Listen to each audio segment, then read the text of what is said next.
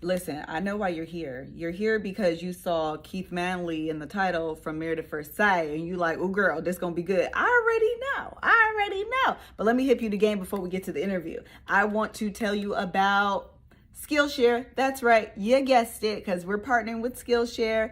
And I'm learning all of the things. I've already taken you guys on the journey, so I'm not going to rehash it. But I want you guys to know all the things that are available on their platform. I currently am taking a productivity for creatives, build a system that brings out your very best. This is a class taught by a YouTuber. His name is Thomas Frank, and he talks about collaboration and delegation, creating and using templates, inspiration as a muscle. What that means is using your inspiration as a way to flex and do the things that you need to do on a daily basis in your creative journey. And Skillshare is a place for creatives. They are a place that they have tons of classes taught by a multitude of teachers from different backgrounds, from professionals to YouTubers, all across the gamut, and they are here to encourage you to get started on your creative journey. No matter where you are in your creative journey, I promise you, Skillshare has a class for you. Skillshare is a platform where you can join for less than $10 a month when their annual subscription. And the best part is, because I like you, your girl's got a deal for you. All you have to do is click the link in the description box, and you will be part of the 1,000 people that can get access to Skillshare premium subscription for free. That's free 99. That's FREE. That means no dollars, okay? That means no stymie, no stimulus check. You get to keep it in your pocket while getting access to premium content on Skillshare. Have I sold it? Are you there? What's going on? Why haven't you clicked the button? Why are you still looking at me? Click the button down below. Join. Let them know Melissa sent you. Now, let's get to this Keith interview.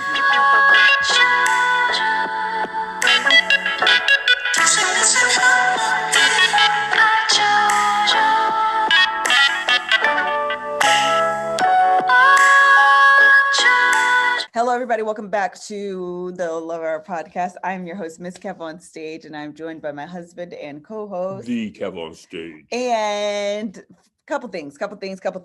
Married at First Sight season 12 is back. It is off. It is popping. These folks are doing the things, okay? That means The Bald and the Beautiful is back, which means we're reviewing the show, sharing our thoughts and our opinions. We are opining, is a word I just learned, about all things Married at First Sight. And you know, and maybe you don't know because you're new here, welcome, boo. But if you follow me at all, you know that I have been following this show, Married at First Sight, since season 10? 9? 8 or 9. I don't actually remember, to be honest.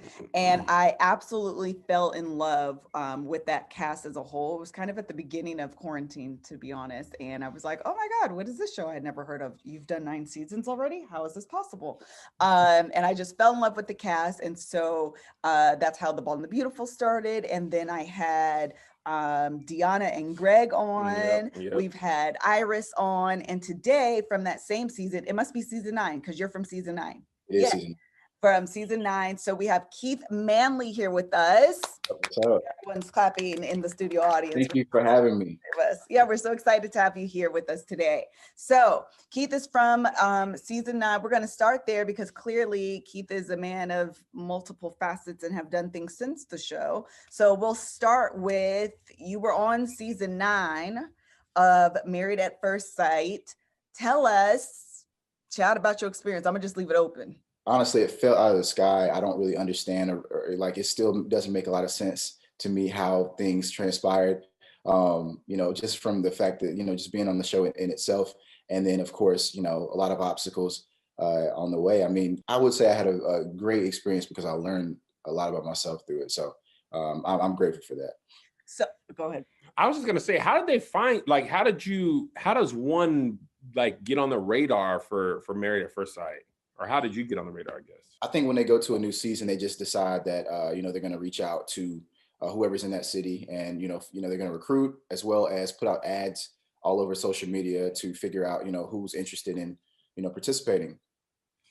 I have a question. One of the things, obviously, on the Love Hour, Kevin and I are always talking about. First of all, Keith, you got that old black people's cup. I ain't even think they made the cup no more. That Well, is 1996. And this flat. It's You're a giving me Kool-Aid very cup. like churchy deacon I vibes mean, a little where bit. did you get that cup? Is 24 years Even old. your background is looking like the foyer of a church.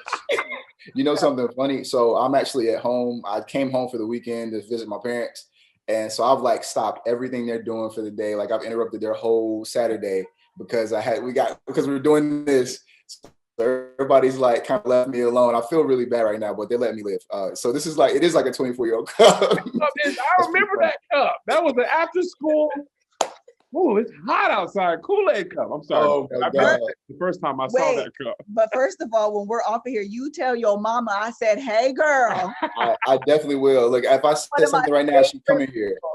Yeah, no, legit. She was legitimately, the way you could tell she was so protective over you. It was like it was seemed very like mama bear coming out. And it was comforting to see because it's something I would do for my boys. It's something my mom would do for me. It's something Kevin's mom most certainly did for him. She got to run Melissa out of there. So it was like, it's always like, now she called Melissa, don't call me and talk to me at all. But be like, black people be black everywhere. Like listen, say every day, all over this great nation, all over this world. I'm sorry. I would definitely let her know she's back in the back with the door closed and trying to leave me alone right now, but she'll feel good. She'll feel good to hear that for sure. I love it. So we're always talking about love, marriage, whatever in our podcast and like even, just in regular life. Looking back on it and knowing what you know today, and I'm sure that's probably a little bit of what you're even talking about in your book, would you have done it again? Would you do it again? So when you say would I do it again, do you mean like would I do it over or would I have done it to begin with? Oh, great distinction there. Distinction. Okay, that's two separate questions. That's two separate questions. So question number one is, would you do the show over? And then question number two is, which is a great question. It's a very self-reflective question, which is, are there things you would do differently? And the reason I'll give you a moment to kind of think about it, because marriage is the most challenging thing you can do. And the reason why is because it requires so much growth from you. Girl, when I tell you Keith's manly, you got to be the best version of yourself to be able to be the best partner for your spouse. And the longer you are married, the more it demands self-worth from you. Yeah. Otherwise, you just are existing together. You're not growing together. You're not growing as a person. That was great, Liz. So answer the question. No, that's great. I think to answer the first question, would I've done it to begin with, or what, I have to say yes. Like I don't have any regrets from it because I did, like even though it was short, relatively speaking, it was only 2 months. Like you get a chance to learn so much about yourself in that 2 months if you want to, because what are some things that you learn about yourself? Because everybody says that. I'm curious, what did you learn about yourself?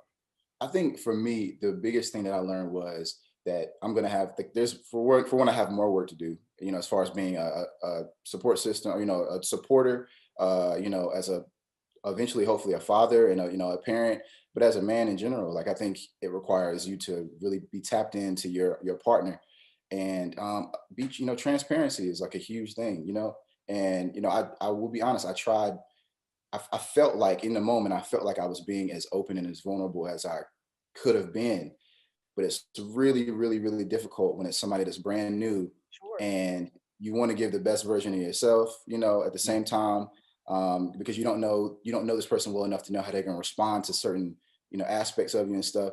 And so I would say just being more vocal about things that I like, things that I don't like necessarily. I think those are things that I could have probably, I learned a lot by going through it and by watching it again, that's a really, really great self-reflection. I'm always about self-reflection. And the hard thing about the show is that you have so much judgment coming post the show, coming your way. That may seem unfair because a lot of us don't see ourselves in real time. Yep.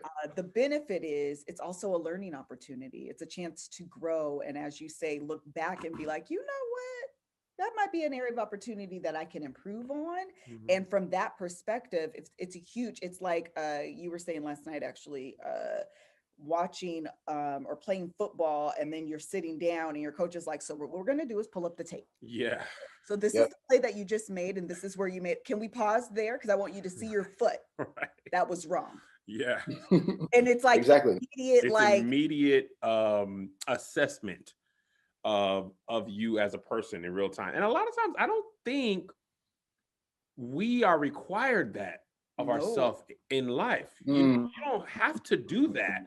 You can live your whole life being like, I'm just gonna go along. Yeah. And if you're not really close to someone, most people won't even know that that is a potential for growth for you. You know what I mean? And Yeah. even in your jobs, you only have to do that in relation to your like the task at hand. It's not usually required personal growth Sure. of you. You know what I'm saying? So I'm sorry. Exactly.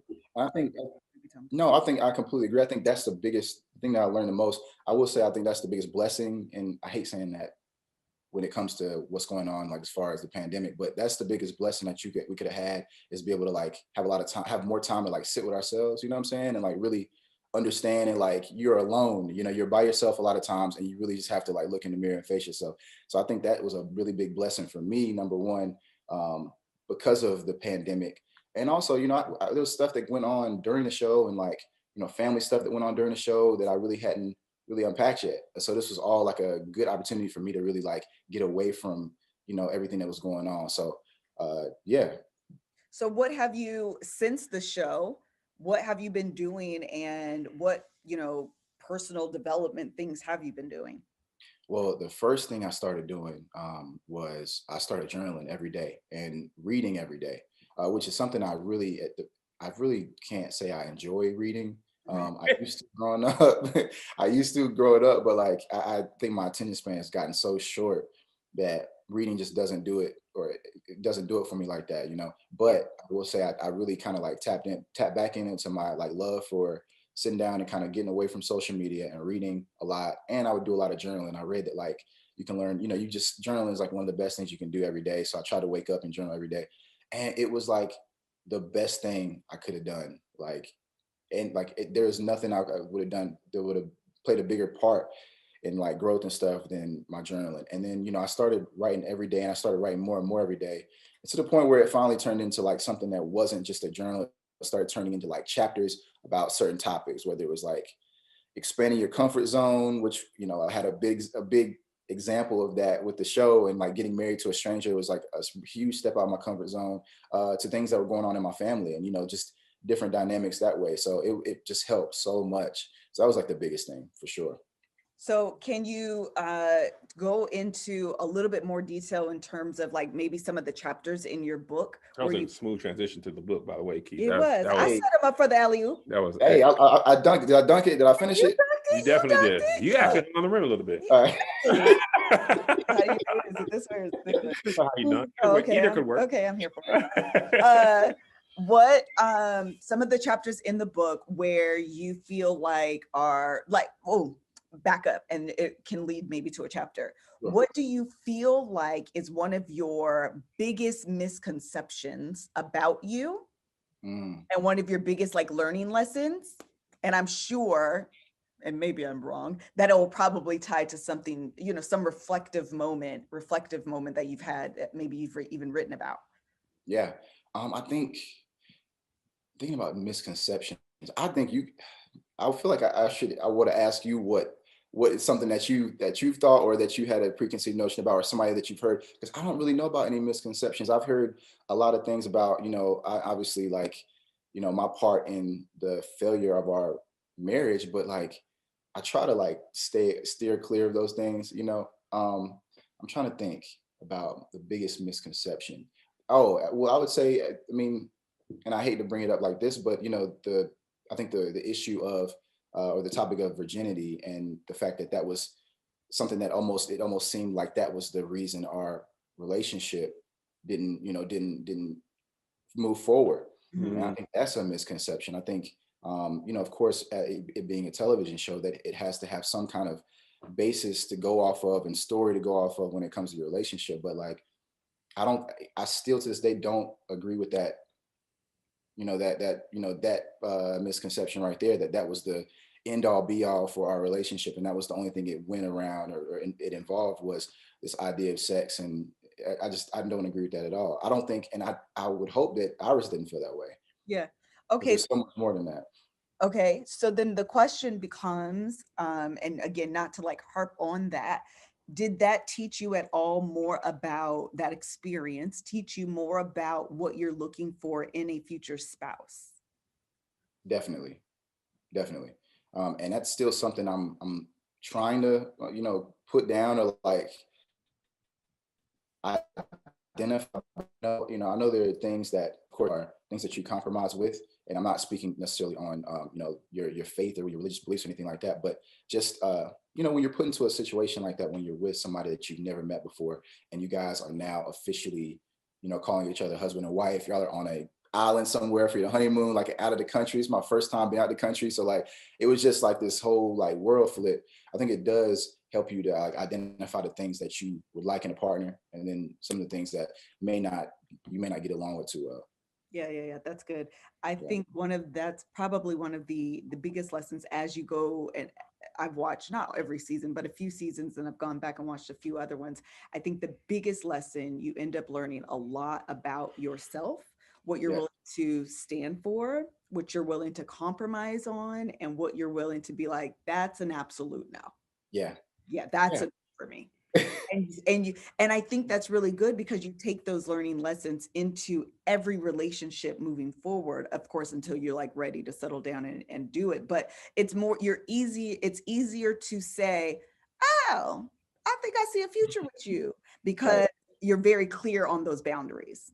And it's like, there's also a lot that goes on, when it comes down to, a show. There's a lot that doesn't get shown. There's a whole lot. And most, really, if you're thinking about it, we spent 12 hours a day most of the time, filming for 2 months, 2 days off a week. I'm sure I was told you that, but like, these are things that, but they crush it down into like these small segments that have to make sense. So yeah, man, it's a lot. It is a whole just flip of your world. So We all listen, you have to create a story. If you yeah, don't create a story, people are not gonna watch. You got to create characters, and you got to create story. You're just doing that with real people and their real issues.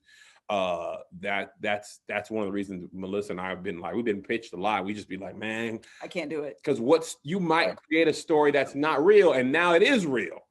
you guys would make a good, y'all would have a fire reality show. Oh, we'd have a great show, but our marriage might be the worst though. That's real. And the other thing about reality TV, to the point of characters, I know that I very easily could fall into a caricature of who I am, Mm-hmm. because as free flowing as I am, I also can be like, so first of all, That's great entertainment. it is. Yeah, but then people watch your life, have a great time, and then you really be having pain. Exactly. And those cameras cut off, and you and The now you Kevin's pissed looking at you like, what was that? Why you just do that? Exactly. And see, you know what? It's crazy you just said that, because I think in a lot of ways that that's a real thing. That's a real thing. I think a lot of us, when those cameras come on, we turn into not completely different people, but just the You're word, like you said, the performative version of yourself. yeah, And it requires a lot of energy to do that. A caricature of yourself is the best way you could have said it. Like, you turn into this, like, I don't know, you just add a new layer to you. And I think that was the biggest part of our relationship. And because after we got done filming, it's like now we're having to, like, this is just us now. There are no more people behind the cameras that are like, and I think it's really hard to get to trust someone when it's like that. It's really hard to really like let your guard down completely, because at the end of the day, you guys are very, very different people, and you're brand new to each other. Yeah. I will say, like, when we first got to our honeymoon, which is like very shortly after the wedding, we had like the first night, I believe it was, and mind you, this is the first time I've ever been out the country. I didn't even have a passport until the show like of hurried thing for me to make sure that I could do it. You know, I'm like on like cloud nine. Like you know, this is the first night we're walking on the beach. It's like, you know, we just finished having dinner. I done had a little champagne, so I'm feeling real good. And we're just kind of like telling each other like, we're trying to like explain our paths to how we got there, right? And you know, I got a little buzz, so I'm like kind of running my mouth a little bit, but I'm feeling like, yo, this is my wife now. Like, I don't really have much to like, who am I hiding from? You know what I'm saying? We're trying to get to know each other fast because we don't have that much time. And this is the one thing I do remember. We were walking on the beach, and I'm asking her how did she get how did she get here? Like we're in a completely different country now. How did you get here? And she's telling me how, you know, she's been a fan of Married at First Sight since season 1. And, you know, she always said that if ever came to Charlotte, she was doing it. Like, there's no question. She would love to do it. And, you know, I'm like, oh man. She's like, well, how about you? And I'm like, and I'm, you know, at the time I'm like, I don't really have much to hide. So, you know, this is my wife now. So it's like, let's do it. I'm like, well, you know, I got recruited. There's somebody who reached out to me about it. And I thought it was a great idea. I thought it was something that, you know, a chance for me to really meet my soulmate. So here I am. Mm-hmm. So I ended up showing her the messages because I don't think she really believed me, but I ended up showing her the message because I just wanted to, look, I had nothing. I wasn't trying to hide anything. Yeah, I'm like, it doesn't matter anyway because we're here now. Like, that's just all that matters. And, you know, we go, you know, I show her and we're just still walking on the beach and having a good time. And I didn't think anything else of it. So the next morning, I will say, we had a scene where we were walking on the beach. And she approaches me, or she addresses the fact, you know, wanting to make sure I'm there for the right reasons and all this other stuff. And, you know, it almost turned into a thing where I found out that did bother her a lot. Like, it did bother her that was my story on how I ended up there. And it had never been something that was addressed. Like, we didn't talk about it the entire night. And it was like waited until now I'm on, you know, we're on in front of the cameras. And now I'm having to explain it. And I'm like, why, you know, that was like I'll be honest, that was like the first red flag that I got was like, damn, like, you just called me out. Cause at that time I'm like, we had plenty of time to talk about this. Why would you bring it up now in front of the cameras? Yeah, like, you know, and so, you know, we had a conversation about it afterwards, but like once again, it's really hard. It gets really hard to trust during those kind of circumstances on both parts. Cause I know at that time it was like a big trust thing for her too. Now she's trying to figure out if I'm doing this because I want to be on TV or what. And on my side, I'm looking like, she really just called me out in front of everybody. And trust is earned in droplets and lost in buckets. So especially when you're just meeting someone, it's a slow drip. Yeah. It's a slow drip. And then something happens and you're like, now wait a minute. Exactly. Hold on a second. And it's new and everything is rushed and expedited. So yeah, I can imagine that. So listen, that was in 2018. We in 2021. 2020 was a heck of a year. What you been doing? Hold on, before we get there, I want to know, because Keith, I could have lost a bet. You probably the only person on decision day that I was genuinely shocked by. I cried. Keith. Me and Melissa was in, I remember it. We was in the bed. I said, oh, I mean, it was an audible. Oh, who did? Keith done said no, because you was all loving and walking through. And I said, what you talking, Keith? So walk us through because the way I know the show done played it up. Oh, they played us. They played us like a fiddle.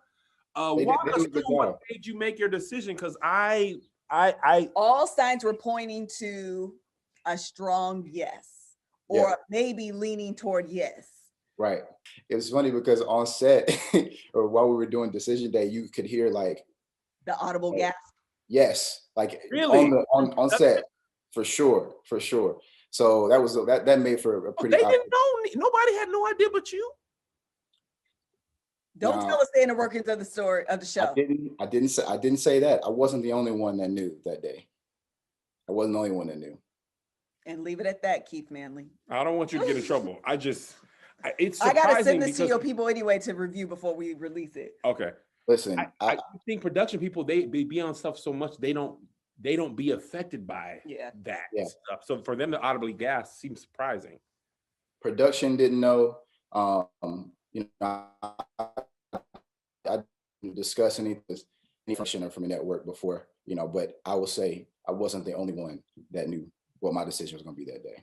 So walk us through how you came to that decision, because I feel like after that the show's like over and we didn't really get to know. I know, I hate that. Why, from your point of view. It's just like dramatic music, sad, slow walk away. Yeah. The season's over. Like, no, it was, I mean, this was the hardest thing that I've ever had to do in my entire life. I bet. You know, you in by that time. You all the way in. Yeah. And you know, man, I mean, at first, for one, you know, thinking about, you know, everybody that's involved. So, you know, with Iris, is somebody that I've been with and been close to and getting close to for 2 months. And I'm not talking about just for the cameras. Like, this is somebody that we really been trying to make this thing work. And you know, at the time, we don't even have a lot of time to even like see our families or talk to our families, our parents, our friends. So nobody is really as close as, you know, with you guys as you are to each other.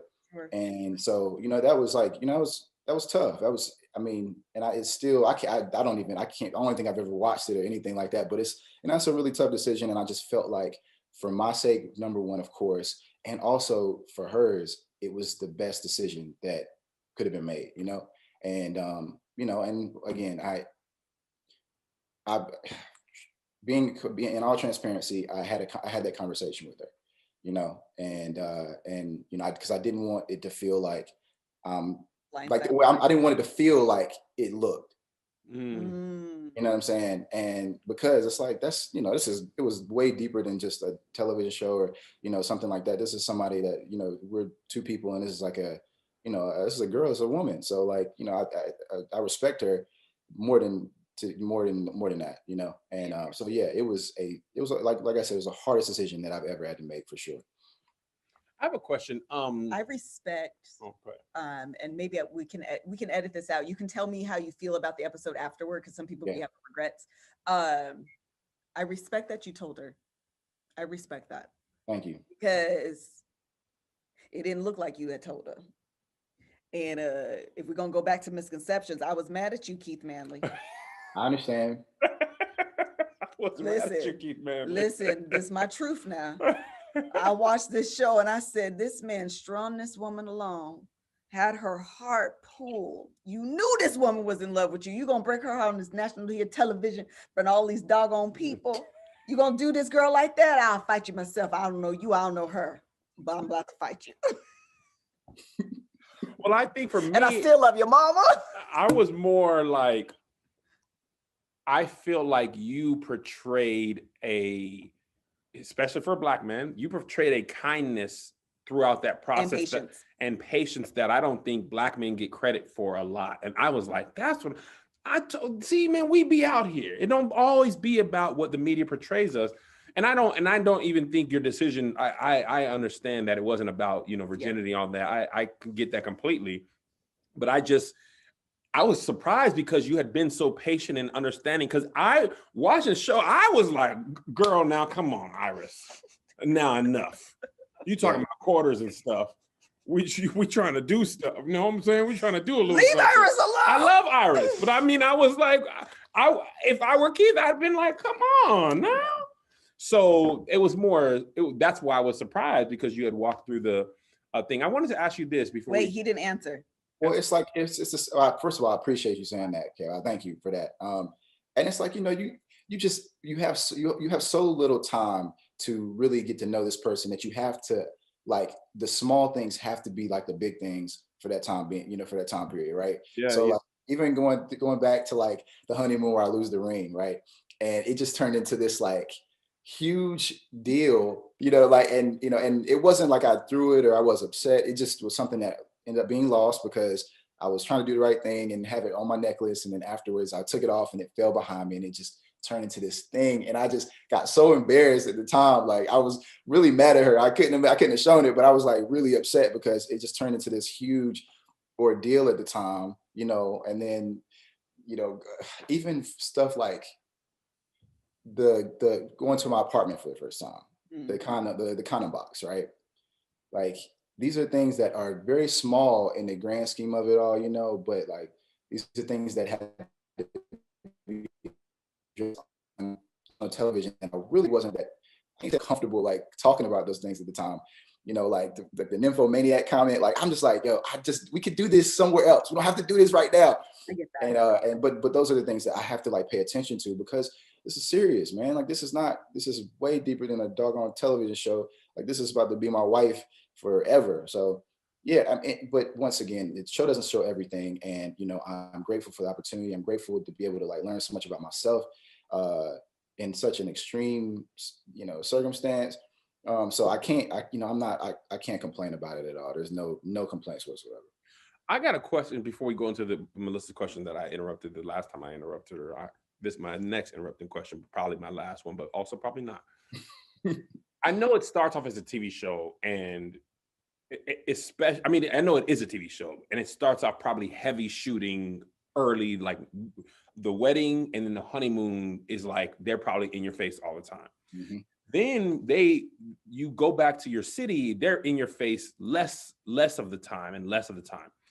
My question is, do you forget that you're on a show a little bit? Do you get used to the cameras and then be like forgetting that this is also a show because they're not there as much, and you have your off days and you start feeling like, this is my wife for real? Like, I'm curious how quickly that happens. Something crazy is it's never that you're not on camera. Like, you always feel like you're being filmed. But at the same time, it's, man, I guess it can become comfortable. I mean, but you always know that you're on camera. Like, you have 6 or 7 people standing around you at all times. Like, while you're doing things, which doesn't make it, it kind of doesn't make it as intimate, but you always know you're on camera, always. Like, it's hard to ignore it. That makes sense. Mm-hmm. Did you have anything else you want to say? So as we are beginning to close this out, first of all, you've been great. I actually really appreciate talking to you and your level of honesty and transparency. So thank you for that. But you've had time since the show. You've obviously done a lot of journaling and writing, and now you've come out with this book. Can you tell us about the book? Maybe give us some of the highlights of the chapters that you have written, and anything else you just kind of want us to know about Keith. Yeah. Because Instagram just Keith too, right? Or Keith just? Keith is just. Keith is just. Got it. And so, the title of my book is Life is Just. And it's like almost like this thing of open to interpretation, right? So life or anything is just, it is what you make it. It is what you want it to be, whether that's a good thing or, negative thing. It's kind of like it's relative to whoever. And so with my book, a lot of it is just me kind of reflecting on my past year. I had, my family and I had our experience with COVID and things that have been going on here in that realm. And, it just became a lot. So early on, it was when I started to journal. I was writing about that. And then it turned into things that are, it turned into me realizing that these are things that a lot of people are going through right now. Sitting with yourself, like we were talking about earlier, and just having to face who you are and the things that you can be better at and the things that, your strengths and weaknesses, as well as your family situation. Because right now, I think the blessing is that we've gotten a chance to spend more time with our families. And, of course, it goes into my relationships, my relationship experience once before, my marriage, and then also leading up to, my marriage, and kind of going into detail with that stuff as well. Nope. Take a time out. Yep. I need to make sure I understand what you just said. You're not engaged. My marriage that you saw, and not that I said, now, Keith, I follow you on Instagram. You be real careful not to even post your house. So you mean tell me you got a whole entire fiance? No, we actually, it's funny because the divorce just got finalized in July of last year. So that divorce process is long for real. Man, the longest. And this took, I don't know why it takes so long. In North Carolina, you have to be separated for a year before the divorce can even start. The process can even start. What's crazy about that is that y'all was married for 2.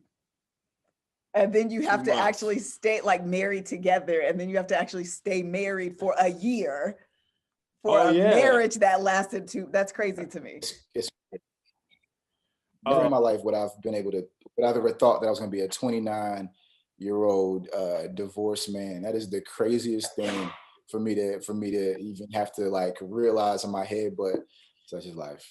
I was going to ask you that. Does it feel like I mean, I know you can't have the experience of being married for longer than you were, but like when you are in a new relationship, you're like, yeah, I'm divorced. You know what I mean? Do you say it like that, or do you like, I did this TV show thing? Well, I hope I don't ever say it like that, Kev. That makes it Yeah, you know, I'm divorced. Pick up your 25-year-old cup while you say it. Man, I don't want to say it like that. I just won't say it at all if I gotta say it like that.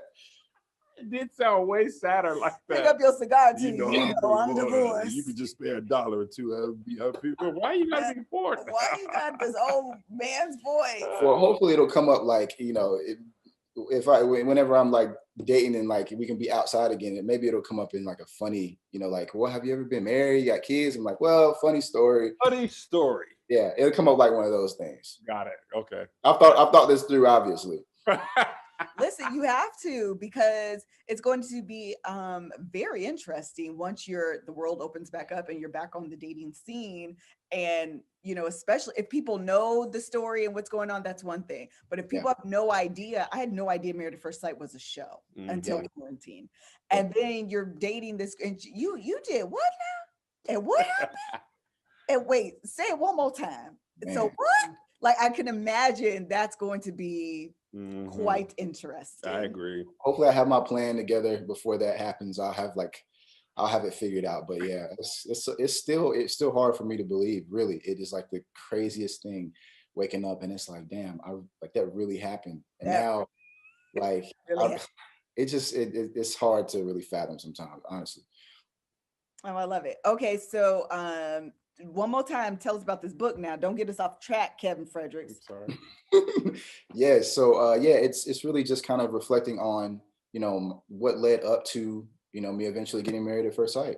I mean, it's simple and plain. And then also in the process of kind of getting through that, like after the show, as far as the divorce, as far as like my family situation, you guys saw, you know, my grandmother passed while the show was being filmed. And so, you know, there was just a lot that was going on afterwards that had to be unpacked, and it just goes through all that.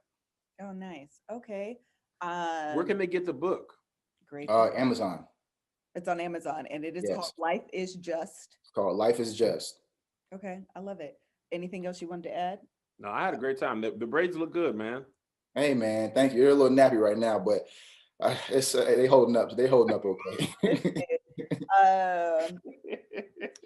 Oh, I was going to ask something. I forgot. Well, listen, tell the people one more time where to find you on the social media interwebs if they want to follow you. And you said the book is on Amazon. Is it on Audible? I don't know why I'm making a phone call. No, it'll be on Audible soon. I'm working on the audiobook right now, but you can get the digital copy and the physical copy on Amazon. My Instagram, my Twitter handles are both Keith is Just. Facebook is my name, and yeah, it's pretty much it. Cool beans. Listen, this has actually been quite enjoyable. Thank you so much. I had myself a good time. I agree. Thank you. Thank you guys for having me. Yeah, of course. And tell your mama we said hello. Tell your mama and your daddy. We said, hey, girl. Well, tell your mama, I wanted you to say, she said, hey, girl. Can I say it? I'll just say it like that? Just like, don't you mess it up, Ain't Keith. no eyes. It's all yous. You pronounce it just like Melissa did. Don't go in there and, hi, girl. Don't. She didn't say hi. Oh, man. She said, hey, girl. I got to practice it. 7 U's. The 7 U's. Thank you, really, truly, honestly. We appreciate your time, your honesty, your transparency, and allowing us to see a different side of you. I think everyone walks away with a judgment at the end of a reality show. Mm-hmm. You decide, this is who you are. Case closed. Yep. And the nice thing about being able to talk to someone post that with the cameras off and you've settled into the skin of who Keith Manley is, you're more reflective. You're able to say, I didn't do everything right, but this is who I am. I've grown from that. And I think writing about it and all of that brings a level of growth and maturity as well. So I appreciate your time. I think this has been fantastic, actually. I had a good time. Well, thank you for, having me. I really appreciate it. This has been like my favorite so far. So I appreciate that. Hey, listen, we try not to make We a have real that interview. effect on people. Listen, we just We over tend here, to do better you than know, the just others. being black, doing the hand, you know, the little. Y'all are professionals, man. All Just right. professionals, just the top tier professionals. I appreciate that. I just be playing around. All right, let me close it out before you bye. All right, thank you guys so much for joining us today for our sit down conversation that is COVID safe with Keith Manley. He is one of the divorcees from Married at First Sight season 9. We appreciate your time. We appreciate your honesty, as I said before. Until the next video, bye. Bye.